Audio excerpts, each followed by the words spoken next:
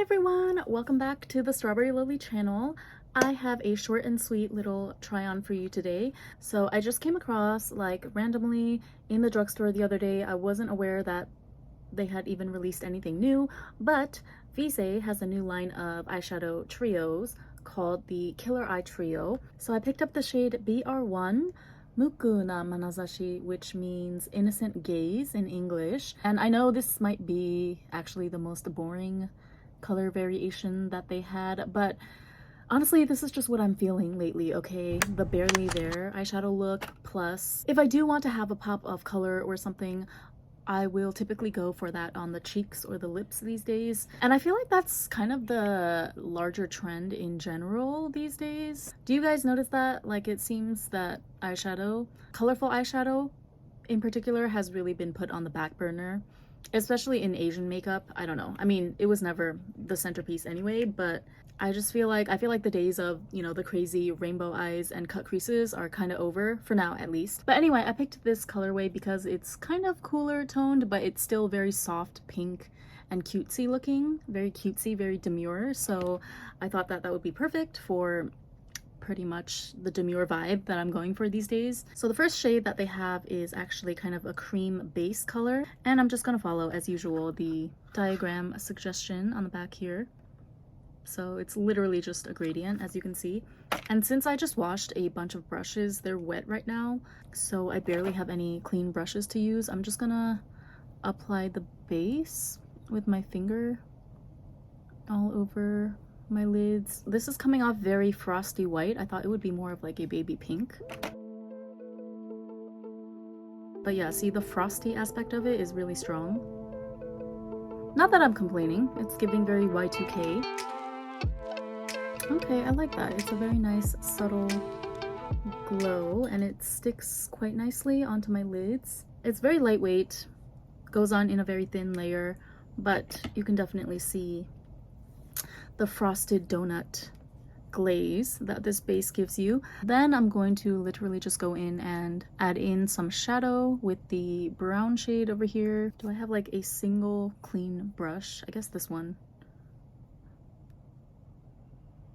And this brown is kind of glittery too, so it's a very glittery palette. Ooh, that is really pretty. As you can see, the brown shade is very like pearlized and reflective too, which is kind of the whole point of this palette. So let me read you the tagline. It says, "Mabayui kagayaki no henko paru to otsubu glitter de shisen o mikitsukeru inshoutekii na memoto ni," which translates to, I'm literally just gonna read off of Google Translate, "Dazzling polarized pearls and large glitter create striking eyes that will draw attention to them."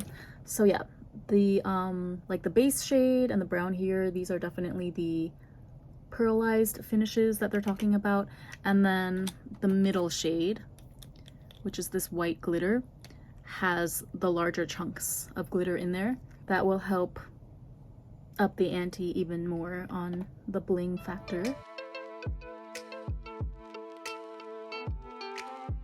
I love how it gets darker and lighter as I turn my head, like the brown.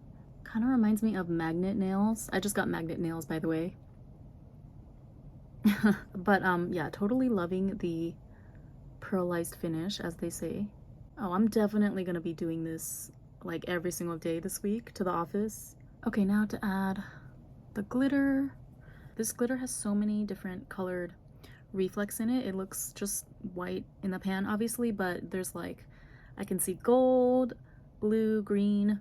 So I think this is gonna add a really pretty touch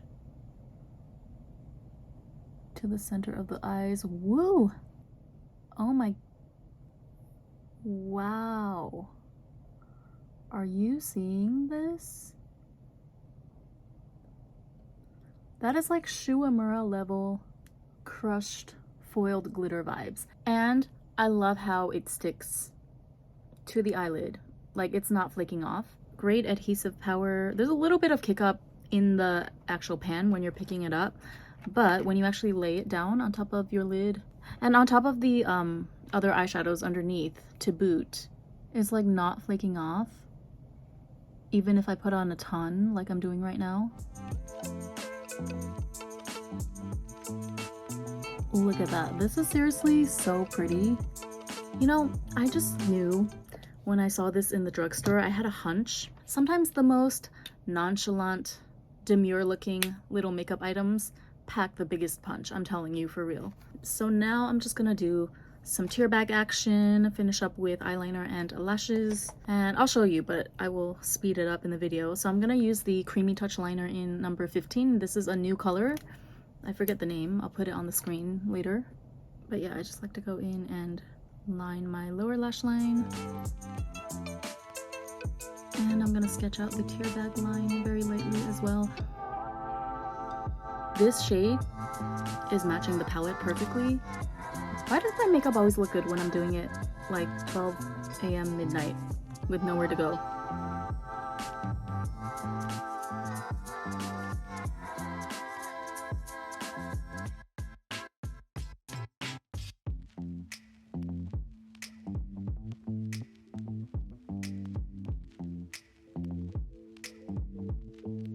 Ugh, blinding, but in like the most demure, sophisticated way.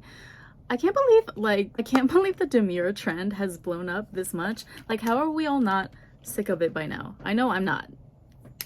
Okay, you're gonna have to get used to me talking about how demure my makeup and outfit is for I don't know how long to come, but it's gonna be a while.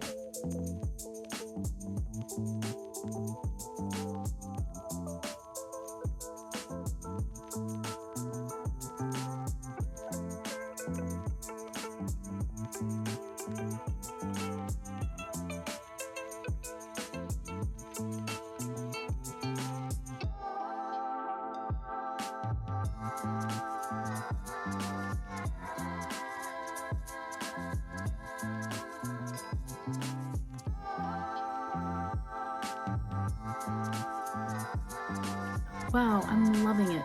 Okay, let's finish this up with some blush. And I think I might put on a matte lip, actually. Actually, I want to use this matte red by Visee.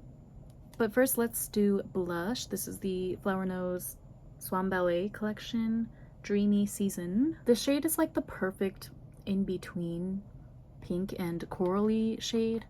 So it really matches a lot of different looks.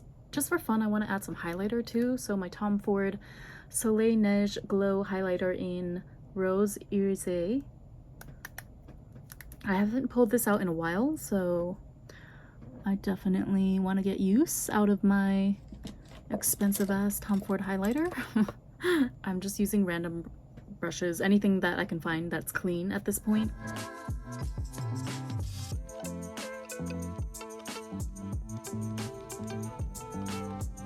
Ooh, that pairs perfectly with this blush formula.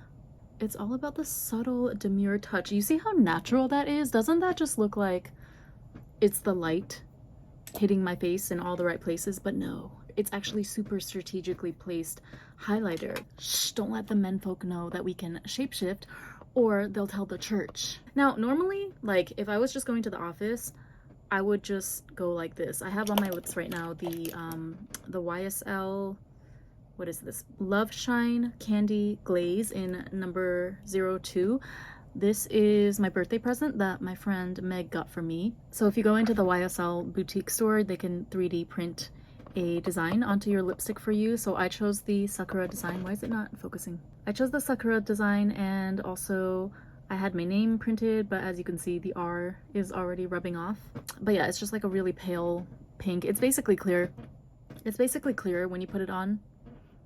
Actually, yeah, there's like a slight glaze of pink color, if you can see. And the smell is just so addictive. Oh my god. Smells like straight up peaches. I think this might be my favorite lip fragrance of all time. But yeah, usually I just put this on top of some lip liner, and for lip liner I use this random one that Judy gave me by DB. I don't even know what this is. I think it's a New Zealand brand, and it's in this rosy pink, My Lips But Better color. So this is how I would step into work with this look. Very demure, very mindful, right? Very considerate.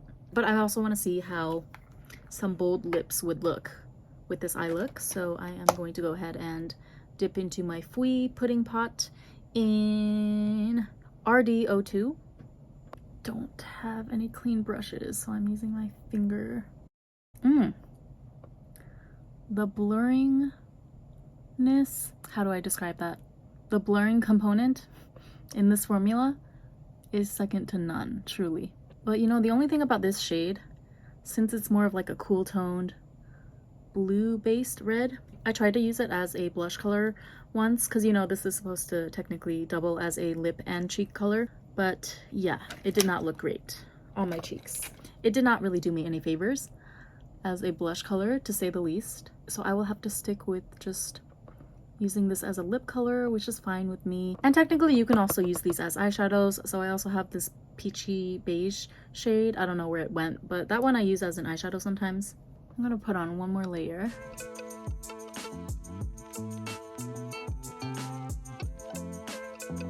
Okay, here we go. Finished look. Oh my god, this looks so good, if I do say so myself. I feel like Gyaru is mind, especially with the contacts and everything. Yeah, ooh, look at those glitters. Look at how it glistens in the light. I really like how the eyeshadow looks almost wet against the skin and it hugs the skin, so it looks like a really thin layer. It's that famous Japanese drugstore eyeshadow watery watercolor effect that we love so much. And let me tell you, this quad, or no, this trio did it all the way right. I had, like I told you, I had just a good hunch about this one. Even before I brought it home with me, I knew it was gonna be that girl. And usually Visee is pretty consistent. They have consistently good formulations. It's just that I haven't really been drawn to or intrigued by any of their releases for a while, so I'm pleasantly surprised. I'm happy to be kind of reintroduced to the Visee brand through this nice little palette. Again, I just really want to emphasize how I really love the wet glistening effect of this eyeshadow. And I like how even though the glitters are very chunky, they don't look flaky and they don't make my eyelids look dry or anything like that. I think, actually, it says somewhere, it says that this formula has bioiki seibun, so it has like some skincare ingredients in it, which makes sense. So yeah, hyaluronic acid, squalene, those ingredients are infused into the formula. I don't know how much of a difference that actually makes or if it's just a marketing ploy, but I like to think that, you know, my lids are benefiting from some of those skincare ingredients while I have this look on. It's not just like aging my skin or something every hour that I have it on. So yeah, I'm loving it.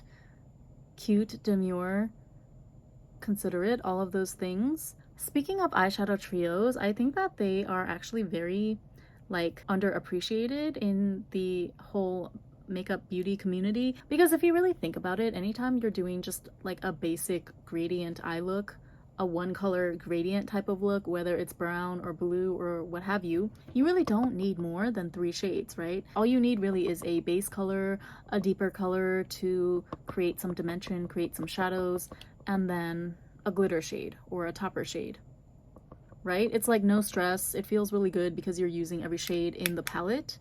Whereas in my case, at least, whenever I deal with quads or 4-pan eyeshadow palettes, I'm always like low-key stressing out about what do I do with this 4th color that they just threw in here out of left field. Sometimes it's completely unrelated to the color scheme of the other 3 shades in the palette, so it's like, okay, I guess I can use the 4th shade as a colorful accent or something, but that's not always feasible for day to day, you know? But anyway, that is all I have for you today. Let me know in the comments if you're thinking about picking this one up. If you're looking for something cute, simple, compact, with some really nice pearlized and chunky glitter formulations, then I would definitely recommend the Visee Killer Eye Trio to you. It packs a punch, but it still retains that kind of subdued Japanese eyeshadow aesthetic that we all know and love. So with that, thank you so much for watching as usual, and I'll see you next time. Bye!